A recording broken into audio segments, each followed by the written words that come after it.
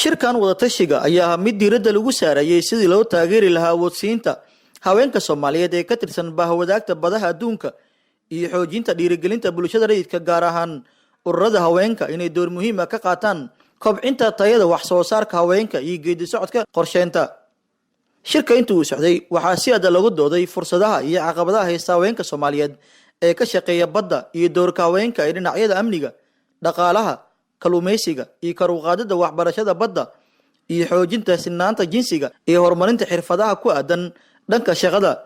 waxaana si wada jira kulankan wada tashiga u soo agaasimay wasaaradaha haweenka iyo dekedaha gaadiidka badda ee xukuumadda federaalka Soomaaliya. Madaxa iskaashiga wafuudda midowga Yurub ee Soomaaliya Maria Biller ayaa xustay in Soomaaliya ay ku taageerayaan sidii loo kobcin lahaa awoodda wax soo saarka iyo xirfadda haweenka shaqeeya hawlaha badaha. Deeqa Yaasiin Xaaji Yuusuf, wasiirka wasaaradda haweenka iyo horumarinta xuquuqda aadanaha ee xukuumadda federaalka Soomaaliya, ayaa sheegtay in muhiim ay tahay sidii loo taageeri lahaa kaalinta haweenka Soomaaliyeed ayada xustay inay jiraan caqabadaha haysta haweenka Soomaaliyeed.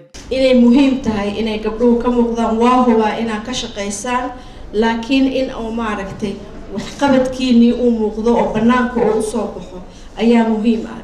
gabdhaha Soomaaliyeed dhinac walba way kaga jiraan shaqada iyo dib u dhisidda wadanka iyo dhaqaalaha inay maaragtay ay door weyn ka dheelaan. haddana waxaa muhiim ah fursadahan oo kale waxay abuurayaan fursado ah in hawshiini banaanka u soo baxdo dadku ay muuqdaan. gabdhaha Soomaaliyeed waa naqaanaa laakiin haddana wax nooca aan u shaqeyno haddaan haweenahay waxay tahay inaan loo baahnayn in la muuqdo laakiin mararka qaarkood ay muhiim tahay. marka taas ayaan idinkala shaqeynaynaa.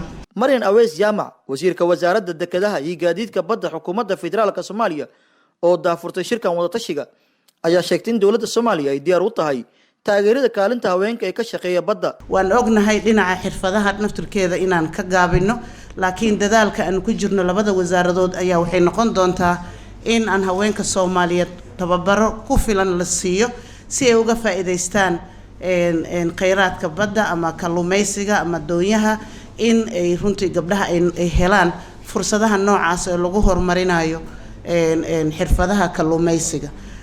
adduunka marka laga hadlayo ama adduumaadka caalamka aan leenahay way horumareen, waxay ku horumareen wax kale maahan, waa haweenkoodii oo runtii isku kaashaday. Shirka ayaa waxaa ka qayb galay xubno matalayay dowlad goboleedyada dalka, maamulka gobolka Banaadir, mas'uuliyiin ka tirsan dowladda Soomaaliya. Shirka intuu uu socday waxaa lagu soo bandhigay guulaha ay gaareen haweenka Soomaaliyeed ee ka shaqeeya badaha. Cabdullaahi Axmed Kulmiye, warbaahinta qaranka Soomaaliyeed, Muqdisho.